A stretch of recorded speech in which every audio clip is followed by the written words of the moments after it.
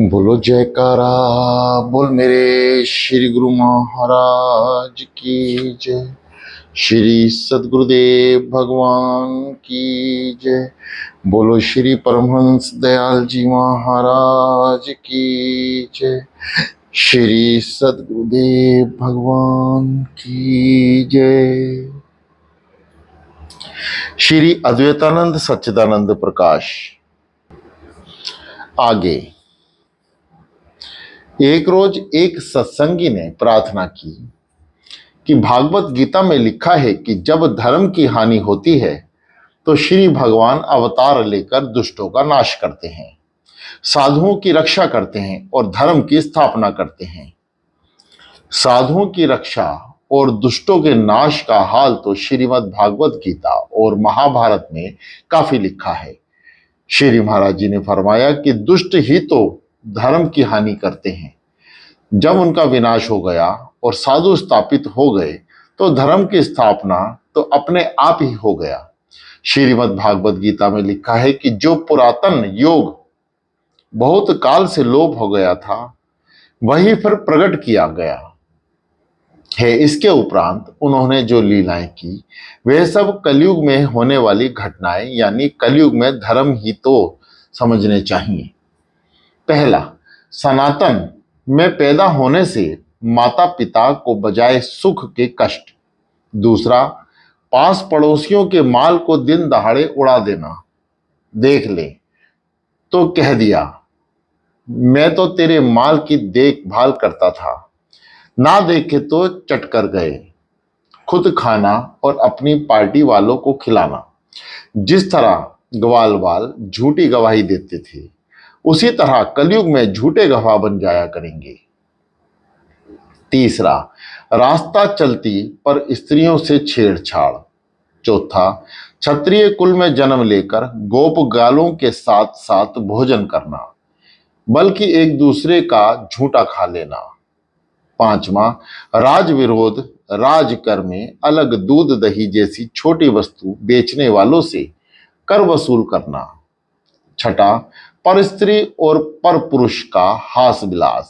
सातवां, स्त्रियों के कीड़ा स्थान पर पुरुषों का जाना और अनुचित व्यवहार करना। आठवां, स्त्रियों का अपने पतियों को सोते छोड़कर पर पुरुष के साथ एकांत स्थान में रात्रि में नाच कूद करना और सुबह से पहले घर आकर सो जाना। नौवां, ज्ञातकर्ता और वेद पाठी, धर्मात्मा, यज्ञकर्ता और वेद पाठी धर्मात्मा पतियों की सेवा छोड़ स्त्रियों का स्वादिष्ट भोजन बनाकर जंगल में फिरने वाले पुरुषों को ले जाकर प्रेम से खिलाना। 10वां, जिस तरह कुब्जा को भगवान ने प्रसन्न किया इसी तरह से घर की स्त्री को छोड़कर बाहर की स्त्री से स्नेह करना। 11वां, धोबी धोने को कपड़े ले जावे और धोकर दूसरों को पहनाए। 12वां, भांजे द्वारा मामा की हत्या करना। 13वां, राज्य के हकदार दुर्योधन से राज्य छिनवाकर अपने प्यारे पांडवों को दिला देना। चौथवां, सगाई के बाद शादी से पहले कुंवारी लड़की को भगा के ले जाना। 5वां, जानबूझकर अपने खानदान वालों की तबाही का तमाशा देखना। 16वां, शराब पीना और वह भी तीर्थ स्थल पर पीना आदि आदि। इस सब का परिणाम यह सब कलयुग में होने वाले धर्म कर्म की तो है। सब कर्म बचपन में इसलिए दिखला दिए कि इस उम्र में मनुष्य ऐसे कर्मों के पाप भागी नहीं होता, बशर्ते कि कर्ता को उसकी बुराई भलाई का ज्ञान ना हो। भगवान को तो इसका ज्ञान था, इसलिए उसका प्रायश्चित भी करके दिखा दिया। श्री जगन्नाथ जी के मंदिर की मूर्तियों के हाथ कटे हुए हैं। उनके अलावा और वारदातों किस्सों में एक बात यह मशहूर है कि श्री कृष्ण भगवान को बलदेव जी पर स्त्रियों के शरीर हाथ से छुए थे।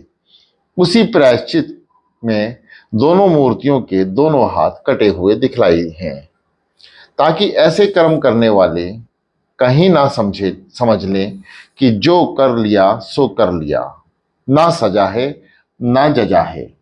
उनको शिक्षा होनी चाहिए कि ऐसे महापुरुष और अवतार ने ऐसी छोटी अवस्था में किए हुए कर्मों का फल भोग कर शिक्षा दी है कि कोई ऐसे कर्म फल से नहीं बच सकेगा। उस सत्संगी ने यह भी प्रार्थना की कि राधा जी का विवाह तो किसी मनुष्य अभिमन्यु से हुआ था और श्री कृष्ण भगवान ने ऐसा संबंध था कि फिर राधा जी की इतनी महिमा क्यों है। श्री महाराज जी ने उसी सत्संगी ने यह प्रार्थना की। श्री महाराज जी ने फरमाया कि आपके असूल से तो श्री कृष्ण भगवान की महिमा भी नहीं होनी चाहिए, क्योंकि उनकी भी शादी रुक्मणी से हुई थी और उन्होंने पर स्त्री राधा जी से प्रेम किया। आप मर्यादा स्थिर रखने के नियम को ही ध्यान में रखें। कलयुग में बहुत ही कम ऐसी औरतें निकलेंगी जो प्रथम श्रेणी की पवित्रता हो, बल्कि अयोग्यता, हीनता, विषय भोग की कमी, वेशी और युग के प्रभाव से सबकी वृत्ति डावाडोल होगी। ऐसी हालात में कल्याण की सिर्फ यही सूरत है कि वह लोग राधा जी और कृष्ण जी का सा व्यवहार करें कि इन दोनों का मिलना जुलना, उठना बैठना, खाना पीना, सोना रहना, खेल कूद, नाच तमाशा सब क्रिया आपस में थी। सिर्फ मैथुन का बचाव थी। कलयुग में पर स्त्रियां और पर पुरुष परस्पर हंसना, बोलना और घूमना किए बगैर न रह सकते। अगर वे परस्पर मैथुन से बचाव रखेंगे तो उनका निरस्तार हो सकेगा। मैथुन 8 तरह का है, लेकिन आजकल सरकारी कानून से सिर्फ 8वें तरीके को ही मैथुन माना गया है। पहली 7 बातें मुआफ है। शास्त्र की मर्यादा भी है कि कलयुग में मानसी पाप नहीं लगेगा। इसलिए अगर शारीरिक क्रिया से ही जो मनुष्य बच जाएंगे उनका कल्याण हो जाएगा। राधा जी का अटल प्रेम भगवान श्री कृष्ण से था। दूसरी तरफ अपने पति के प्रति पतिव्रत धर्म का पालन राधा जी से था, परंतु उन्होंने गृहस्थ धर्म का पालन अपनी स्त्रियों के साथ किया है। इससे ज्यादा और क्या हो सकता है कि एक साथ 2-2 स्वांग भरकर दोनों पूरे उतर लिए। राधा श्याम आपस में तमन्ने और मन में थे, सिर्फ विषय में ना थे। इस बात का परिचय रुक्मणी आदि रानियों को मिल गया, जबकि राधा जी को खूब गर्म दूध पिलाया और श्री कृष्ण भगवान के हृदय में छाले पड़े। इसी कारण से इतनी महिमा है कि करोड़ों मनुष्य की जवान पर और दिल में उनके नाम का स्मरण और ध्यान हर समय रहता है, बल्कि वज्र और स्थावर योनियों भी उनका नाम रटती हैं। गोसाई तुलसीदास जी के अंतर्दृष्टि से उनका अनुभव किया, तभी ये लिखा है, राधे राधे रटते हैं आंख ढाक को केर, तुलसी या ब्रज में कहा राम से बेर, वृंदावन के वृक्षन को मर्म ना जाने कोई, डाल पात फल फूल से राधे राधे होए। एक रोज एक व्यक्ति ने प्रार्थना की कि दुर्योधन ने अपने हृदय से स्थित देवी की प्रेरणा के अनुसार काम किया था, फिर उसकी दुर्गति क्यों हुई। श्री महाराज जी ने फरमाया कि लोक और परलोक 2 अलग अलग चीजें मान ली गई हैं, इसलिए उनकी मर्यादा और कर्म का फल अलग अलग प्रतीत होता है। इस लोक और मर्यादा के मुताबिक काम न करने से दुनिया में नुकसान उठाना पड़ता है, परलोक की मर्यादा और कानून पर ना चलने से आगबत बिगड़ जाता है। हर व्यक्ति की प्रगति और स्वभाव 3 गुणों में से किसी न किसी गुण के अधीन मानना पड़ेगा और उसके कर्म भी स्वभाव के अनुसार उसी गुण के मुताबिक होंगे, तो इस दुनिया में इसका फल भी मानी हुई है या स्थापित की हुई मर्यादा के मुताबिक होगा। सात्विक स्वभाव का उत्तम, राजसी और माध्यम और तामसी स्वभाव को अधम करके माना है। इसके फल इसके फल भी इसी तरह से उत्तम, मध्यम और कनिष्ठ रखे गए हैं। लिहाजा इस संसार की मर्यादा में दुर्योधन का कर्म तामसिक ठहराता है। जो गति रावण आदि की हुई वही उसकी हुई। वे तामसी स्वभाव के अधीन और उसके ऐन मुताबिक काम किए थे, इसलिए कुदरत से सजा नहीं मिली। मरने के बाद वह सबसे पहले ऊंचे दर्जे के स्वर्ग लोक में जा पहुंचा। इस लोक में उसका अपमान और नुकसान भले ही हुआ हो, मगर परलोक में उसकी कोई हानि नहीं हुई। जैसे नाटक में किसी अभिनेता ने अपने पाठ के मुताबिक कत्ल कर दिया और उसे फांसी पर लटका दिया गया, लेकिन नाटक खत्म होने पर वही मुजरिम और ना उसको फांसी लगी। जैसा था वैसा ही रहा। मगर आम उपदेश के मामले में इतनी दूर की और इतनी साफ बात कहने की जरूरत नहीं। इससे भौतेरे के काम में हर्ज वास्तव में ही होता है। आगे एक व्यक्ति ने पूछा कि सनातन धर्म और आर्य समाजी दोनों कहते हैं कि हमारा वैदिक धर्म है, फिर इसके विचारों में वेदों के हर आधार पर इतना अंतर क्यों?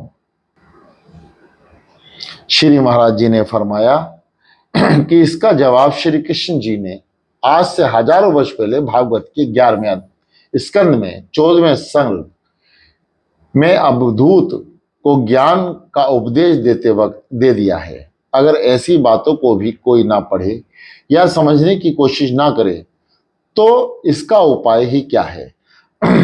उसमें लिखा है कि जब ब्रह्मा जी श्री विष्णु भगवान की नाभि से निकले हुए कमल से उत्पन्न हुए तो उनको वेद प्राप्त हुए, जिनको उन्होंने भृगु आदि को पढ़ाया। उन मुनियों ने वेदों का अर्थ देवता, दैत्य, गंधर्व, यक्ष, किन्नर आदि को सिखलाया। इससे साफ जाहिर है कि वेद केवल सनातन धर्म या आर्य समाजियों की ही संपत्ति नहीं, संसार भर के जीवों का ज्ञान वैदिक धर्म ही है। वेद यह है कि इस संसार के सब पदार्थ और जीव 3 गुणों से उत्पन्न हुए हैं। उनमें से जो सतोगुण प्रधान है, वेदों का अर्थ सतोगुणी बुद्धि के अनुसार समझते हैं। वे उपासना और ब्रह्म ज्ञान, ईश्वर प्राप्ति, अपना और जीवों के कल्याण का प्रमुख कारण मानते हैं। जो रजोगुण प्रधान है, वे यज्ञ, जप, तप, दान दी को लोक और परलोक के सुख की प्राप्ति का कारण मानते हैं। यज्ञ यानी देना और लेना, इसमें चरु दी जाती है और अन्न, फूल, फल लिए जाते हैं। जो तमोगुण प्रधान है, उन्होंने समझा है कि भोजन, भोग, निद्रादि जिस तरह से भी जीवन सुख से गुजरे, बस वही जीवन का आदर्श है। मरने के बाद न स्वर्ग है न नरक है। इसी तरह से अपनी अपनी प्रकृति के अनुसार इसका अर्थ लगा कर अपने पक्ष और समझ को सर्वोत्तम मानते हैं और दूसरों के पक्ष का तिरस्कार करते हैं।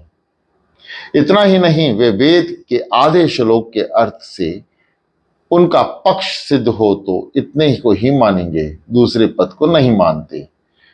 बहुत से पाखंडियों ने नए नए मत वेदों के आधार पर ही चलाए हैं। बस यही भूल है। पक्षा पक्षी के कारण सब जग रहा भुलान, निरपक्ष होकर करु हरि भजे, सोई संत सुजान।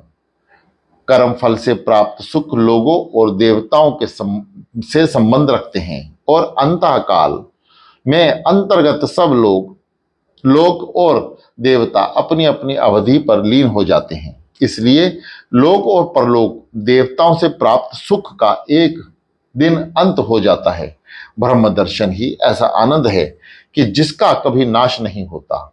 इसको प्राप्त करने वाले ब्रह्म रूप हो जाते हैं। ऐसे आदमियों का तो कहना ही क्या है। इसके सच्चे अधिकारी की ये हालात हो जाती है कि तमाम पृथ्वी का चक्रवर्ती राज्य, इंद्र का राज्य, ब्रह्मा की पदवी भी इसको दी जाए, तब भी किसी को ग्रहण करने को तैयार नहीं होता। आगे एक रोज इरशाद हुआ कि इंजील यानी बाइबल में लिखा है कि बड़े बड़े 7 महाघातक और पातकों में से अहंकार सबसे बड़ा है और इसको ऐसे ही भयंकर माना है। यह सबसे पहले प्रकट होता है और सबसे पीछे छूटता है। मनुष्य ही नहीं बल्कि पशु पक्षी तक यह मौजूद है। बड़े बड़े महात्मा जिन्होंने सब सांसारिक सुखों और काम क्रोध लोभ मोह तक को जीत लिया है, वह भी अहंकार के सामने बंधुआ घुटने टेक जाते हैं। मान बढ़ाई की चाहना इसी के कारण है। सबसे बड़ी खराबियां इसमें यह है कि यह खूबसूरत, ताकतवर, दौलतमंद और महान ही नहीं बनना चाहता, बल्कि सबसे ज्यादा खूबसूरत, सबसे ज्यादा ताकतवर, सबसे ज्यादा अमीर और हर बात में सबसे बड़ा होना चाहता है। दूसरी खराबी यह है कि अभिमान और अहंकार अपने में तो बहुत अच्छा मालूम होता है, परंतु दूसरे में से सबसे बुरा नजर आता है। तीसरी बात यह है कि मनुष्य मात्र की आधे से अधिक बल्कि मुसीबतों की जड़ अहंकार ही दिखलाई पड़ती है। आइंदा आने वाले बहुत से फर्जी दुखों का भय और सोच इंसान को बड़ा दुख देता रहता है। वह इसी का असर है। चाहे बहुत ही खूबसूरत हो, अमीर हो या ताकतवर, पहलवान हो, सबको यही दुख बना रहता है कि खूबसूरती, दौलत, ताकत और रुतबा चला गया तो फिर क्या होगा और कैसे निभेगी। यह भी चिंता लगी रहती है कि कोई दूसरा मुझसे अधिक खूबसूरत, अमीर, जोरोवर और रुतबेवार ना बन जाए। जब तक आपा है तब तक अहंकार है, जब आपा बिसरे तब अहंकार शांत होगा। विद्या, विवेक और निष्काम कर्म और सब बातें प्रारब्ध और ईश्वर इच्छा पर निर्भर समझने का भाव दृढ़ हो जाए तो अहंकार और उसके अधीन और मानसिक दुख शांत हो। आगे एक रोज इरशाद हुआ कि भावना से ही आत्मा का साक्षात्कार होता है। भीतर दृढ़ हुआ अनंत जन्मों का अज्ञान, अविद्या बाहर दिखलाई देता है। आत्मा सब इंद्रियों से अगोचर है। मन सहित 6 इंद्रियों का अनुभव होता है। तब केवल शांत पद को प्राप्त होता है। जो कुछ वृत्ति वही मूर्ख फुर्ती है सो अविद्या है। जो अंतर्मुख आत्मा की अविद्या को नाश करती है, फिर आप भी नाश हो जाती है। जैसे बांस से आग निकलकर बांस को जलाकर आप भी शांत हो जाती है। अंतर्मुख प्रधान रूप विद्या और बहिर्मुख निकृष्ट रूप अविद्या है। जब अविद्या का दृढ़ अभ्यास, संप्रदान, अपादान, अधिकरण ये षटकारक विद्या है जो सब भ्रम की है। जिसको ज्ञान होता है उसी को ऐसा भासता है कि मैं ब्रह्म हूं और सदा सब काल सब में सब तरह से घट पट आदि जो जगत जाल में है उसमें ही ब्रह्म प्रकाश की तरह व्याप्त रहता हूं। मुझको ना दुख है, ना कर्म है, ना त्याग है, ना इच्छा।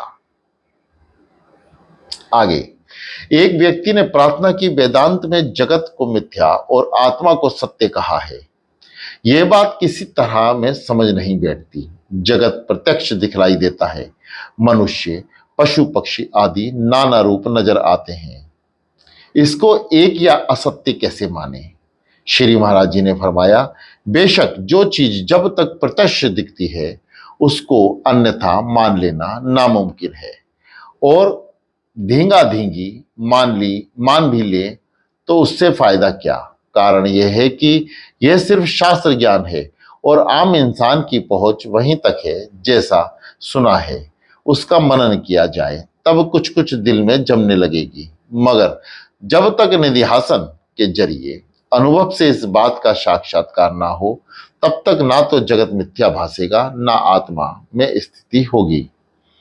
पहले इस स्थूल जगत और इसके पदार्थों को लो। अलग अलग जितने रूप चारों ओर दिखाई पड़ते हैं वे सब 5 तत्व और उनकी प्रकृतियों से बने हैं। इतनी बात को हर सत्संगी वे जिज्ञासु समझता है। आकृति यानी शक्ल और सूरत का अंतर आपने अपने कर्मों के लिहाज से और तीनों गुणों की कमी पेशी से है। जैसा स्वांग प्रारब्ध को भोगने के लिए भरा है वैसा ही चोला मिल गया है चोला छूटने के बाद सभी सूरतों व मूर्तों की एक सी गति होती है। जलकर, सड़क कर या गलकर पांचों तो अपने अपने भंडार में मिल जाते हैं। इसके बाद सूक्ष्म शरीर रह जाता है, उनके सहस्त्र तत्व और उसमें मिल जाते हैं। इसकी शांति पर कारण शरीर की स्थिति होती है, उसमें भी समानता है। इन तीनों शरीर को ऐसे समझो जैसे तीन अवस्था जागृत, सुपन और सुषुप्ति है।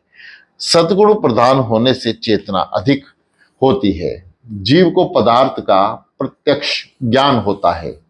जब इंद्रियां वे अंतःकरण अपना अपना काम करता है, स्वपन रजोगुण प्रधान है, इसमें स्थूल शरीर सो जाता है और बिल्कुल काम नहीं करता। दो शरीर सूक्ष्म वे कारण जागते हैं।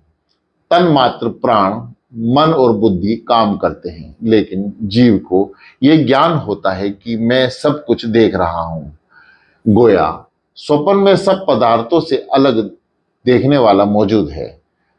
सुषुप्ति में सब इंद्रियां शांत हो जाती हैं, सिर्फ प्राण अपना काम करते हैं। अब स्थूल सूक्ष्म शरीर सो गए, सिर्फ कारण जागता है। महत तत्व अर्थात बुद्धि भी तमोगुण प्रधान होने से इस अवस्था का ठीक निश्चय जागृत में नहीं कर सकती। जागने पर जीव कहता है कि बड़े आनंद से सोया। जीव सुषुप्ति में आत्मा के नजदीक पहुंच जाता है, इसलिए जैसे पर्दे में से छन छन कर रोशनी आती है, उसी तरह से आत्मा का आनंद जीव को आता रहता है। यहां तीनों शरीर सो गए, जीव सिर्फ साक्षी रूप है, इसलिए जीव को ज्ञान बना रहता है कि और उस अवस्था का साक्षी होता है। इसी कारण तीनों शरीरों की अवस्था करता है और कहता है कि मैं जागता था, मैंने स्वप्न देखा, मैं आनंद से सोया। यह मैं अहंकार रूप है। यहां तक जो कुछ भाषा वह सब जड़ था। इसको अक्षर पुरुष भी कहते हैं। इसके ऊपर क्षत्रिय यागी यानी अक्षर पुरुष है, जिसको जीवात्मा कहते हैं। इसके ऊपर ब्रह्म है, जिसको गीता में पुरुषोत्तम कहा गया है। इसके बाद तुरिया में जो कुछ भासेगा वह चैतन्य की ग्रंथि कहते हैं। यहां तक संसार अहंकारात्मक है। सबके तीनों शरीरों एक मसले, एक मामले और तरकीब से बने हैं, इसलिए उनमें एकता है, कोई फर्क नहीं। व्यवहार में जो सुख दुख का फर्क नजर आता है वह प्रारब्ध का फल है, लेकिन इसमें भी गौर किया जाए तो वजन बराबर हो जाता है। चक्रवर्ती राजा को सब तरह का सुख प्राप्त होता है, उससे 100 गुना देवताओं को, उससे 100 गुना ज्यादा इंद्र को, उससे 100 गुना ज्यादा ब्रह्म को, उससे 100 गुना ज्यादा विष्णु भगवान को। लेकिन सुख की तरह जो दुख है वह भी इसी तरह बढ़ता चला जाता है। कहा है कि बड़े भय दुख बहुत है, छोटे से दुख दूर, तारे सब न्यारे हैं, ग्रह चांद और सूर। सुख तो अनुमान और प्रत्यक्ष प्रमाण से प्रतीत होता है, लेकिन दुख की जड़ बड़ी गहरी है। अपने अधिकार के लिहाज से हरदम चिंता लगी रहती है। गरीबों को रोटी कपड़े की चिंता रहती है, अमीरों को कार व्यापार, चोरी और राजा आदि को भय रात दिन सताता है। राजा को दूसरे राजाओं को भय घेरे रहता है। जहां जैसा सुख नजर आता है उसकी तह में उससे भी ज्यादा दुख छिपा हुआ है। इस बात और विचारने योग्य है, एक बात विचारने योग्य है कि दुख सुख पदार्थों में नहीं, अगर इसमें होता तो सबको एक सा प्रतीत होते। मगर एक ही पदार्थ में किसी को सुख प्रतीत होता है तो दूसरे को दुख मालूम होता है। इससे प्रमाणित होता है कि दुख सुख भावना के आदर हैं, दुख सुख भावना के अंदर हैं, बल्कि मन का भाव है। भाव से जिसमें हम सुख प्रतीत करते हैं फिर उसी में दुख प्रतीत करने लगते हैं। जिस तरह 3 शरीरों का हाल है उसी तरह से 5 कोश हैं। उन्हीं 3 शरीरों को वेदांत में 5 कोश नाम दिया है। जैसे सुंदर तलवार पर मयान और उस पर मखमल के ऊपर किसी और सुंदर कपड़े का गिलाफ चढ़ाते हैं। इसी तरह इस सबसे ज्यादा अनमोल आत्मा के ऊपर भी कई गिलाफ चढ़े हुए हैं, लेकिन सब जड़ चेतन पदार्थों के गिलाफों में समानता है। बुद्धिमान गिलाफों को नहीं देखते, उसके अंदर वाले आत्मा को देखते हैं। हमारा आदर्श आत्मा को शरीर में पहचानना है। इस मनुष्य देह में जो निर्मल रखना मनुष्य का कर्तव्य है। इस मनुष्य देह में जो आत्मा को ढूंढने का सुयोग होता है और सबको भोग योनियां हैं। मनुष्य देह ऊपर चढ़ने की सीढ़ी है। अंतःकरण को निर्मल रखना मनुष्य का कर्तव्य है। अतः जो कोई प्रकृति और स्वभाव के अनुसार काम नहीं करता वह कृपाण कहलाता है। आत्मोन्नति का उपाय न करना वेदांत शास्त्र के अनुसार आत्महत्या करना है। जो ना तेरे भवसागर नर समाज अस्पाई, सोकृत निंदक मंदपति आत्महीन गति जाई।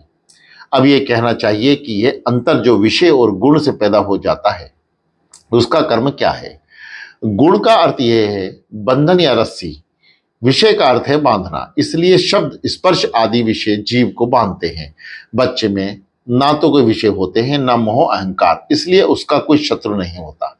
जैसे सुषुप्ति से उठे हुए मनुष्य को पहले अपने आपे का ज्ञान होता है, इसी तरह से बच्चे में पहले अहम यानी अहंकार पैदा होता है, उसके बाद क्रोध आता है, फिर लोभ आता है और चीजों को लेने के लिए लपकता है, फिर मोह होता है और वह समझने लगता है कि यह मेरा भाई मेरी बहन और माँ बाप है। जिस सिलसिले से ये पैदा होते हैं उसी सिलसिले में मिटते हैं। बच्चे को संसार के पदार्थों को देखकर सुनकर पूछकर धीरे धीरे पदार्थों का ज्ञान प्राप्त होता है। इसी तरह से भगवान की भक्ति कीर्तन अर्चना का अभ्यास करने से संसार मिट जाता है, जड़ चैतन्य की गांठ खुल जाती है। वह चित्त अपने आप विषयों में नहीं जाता बल्कि बचपन से उसे विषयों में लगाया जाता है। इसी तरह से इसको उनसे हटाकर दूसरी तरफ लगाना चाहिए। जिस पदार्थ के खाने से रोग पैदा होता है जब तक उसको खाते रहें किसी की दवा और इलाज से संतोषजनक फायदा नहीं हो सकता। दवा तभी लाभ करती है जब परहेज हो। इसी तरह जिन विषयों का सेवन करने से संसार रूपी रोग पैदा हुए हैं जब तक उनको नहीं छोड़ जाएगा जब तक कल्याण असंभव है। विषय चित्त को खींचते हैं। चित्त विषयों की ओर ऐसे दौड़ता है जैसे लोहा चुंबक की तरफ खींचता है।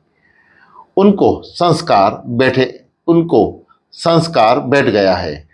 अगर उनको रोका ना जाए तो ढीला छोड़ दिया जाए तो सारे संसार का अन्न धन और स्त्रियां एक पुरुष को भी तृप्त ना कर सकेंगी।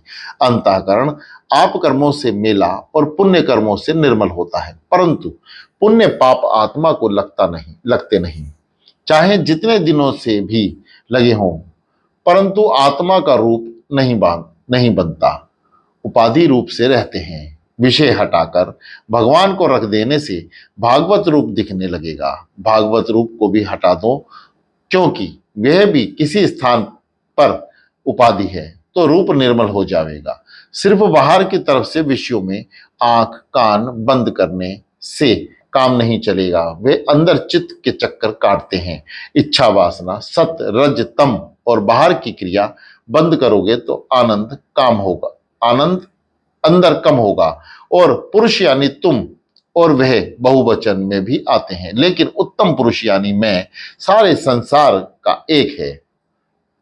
पंच महाभूत ढांचे को बनाते हैं। इंद्रियां शब्द किए का ज्ञान बाहर से ले जाकर अंदर देती है। अंतःकरण बाहर से आए हुए ज्ञान को मनन चिंतन और निश्चय द्वारा सुरक्षित रखता है। आत्मा सिर्फ साक्षी है। ढांचे के बनने या बिगड़ने से उसका कोई सरोकार नहीं। ब्रह्म ज्ञान हो या ना हो इससे आत्मा का कोई मतलब नहीं। जैसे दीपक की रोशनी और मणि के प्रकाश में कोई चोरी करे या जुआ खेले या भजन करे, प्रकाश ना तो किसी को रोकता है ना ही उसमें प्रवृत्ति करता है। इंद्रियों के गुण आत्मा के साक्षीपन को दबाकर जीव से जबरदस्ती काम कराते हैं। जब मनुष्य ये कहता है कि ये शरीर मेरा है, ये मेरा घर है, तब मैं शरीर है। जब ये कहता है कि मैं इस पदार्थ को जानता हूं, तब मैं अंतःकरण में है। जब कहता है कि मैं सुखी या दुखी हूं, तब मैं जीव रूप है। जब सब अपने को मैं कहते हैं, तब शरीर अंतःकरण और जीव रूप में सबसे एकता हो गई। जैसे शरीर में सोचने की शक्ति नहीं, वैसे ही अंतःकरण में सुख दुख के अनुभव नहीं कर सकता। वह अनुभव जीव करता है, अर्थात देह, इंद्रियां, अंतःकरण, जीव सभी आत्मा एक रूप है। अनादि ममता और अहंकार से होती है। ज्ञानी अज्ञानी के काम समान है। अज्ञानी की दृष्टि में ऐसी है जैसे चोर पराये धन को देखता है, और ज्ञानी की दृष्टि ऐसी है जैसे साहूकार अपने धन को देखता है। इस आत्मा निध्यासन में जल्दी का काम नहीं। स्वप्न में करोड़ों जन्मों के संस्कार जो जीव से संचित हैं, उनमें से बहुत से दिखलाई देते हैं। यह प्रत्यक्ष बात है कि जो चीज इस जन्म में देखी और सुनी भी नहीं है, उसका स्वप्न में दर्शन हो जाता है। अगर मनुष्य के कर्म सबके सब क्षीण हो गए होते, तो उसके ध्येय मिलती ही नहीं। इस ध्येय मिलने से ही यह सिद्ध होता है कि मनुष्य के कर्म बाकी हैं। इसी तरह से नाम मालूम कितने जन्मों से बराबर चले आ रहे हैं, बल्कि इन ब्रह्मा जी की सृष्टि से भी पहले के जन्म के संस्कारों से मिला था। और इसी तरह से मौजूदा ब्रह्मा जी से पहले भी जो ब्रह्मा जी थे, उनकी सृष्टि के भी पहले मौजूदा जीवों का होना साबित होता है। मौलाना रूमी साहब अपनी मसनवी में कहते हैं, आदम न बूंदे मन बुदम, मन आशिके दीरी न अम। अर्थात ब्रह्मा जी भी न थे और मैं था। भला में इतने पुराने संस्कारों को मिटाने के लिए कितने परिश्रम और आवश्यकता है, कितने परिश्रम की आवश्यकता है, इसका अनुमान बुद्धिमान नहीं लगा सकते। ये शरीर कर्म जीवात्मा से ऐसे मिल गए हैं जैसे दूध और पानी मिलने पर रूप में चाहे एक दिखलाई देता है, अलग है, अलहदा। ज्ञान रूपी अग्नि का ताप देने से बिल्कुल अलग इस तरह से जो जाएंगे, जिस तरह आग की ताप से भाप बनकर पानी अलहदा हो जाता है।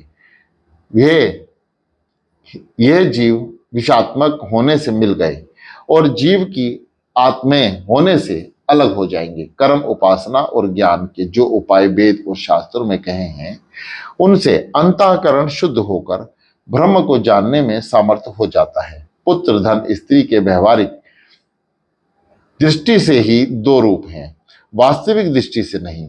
ये सब हमारी अपनी आत्मा के लिए प्यारे हैं।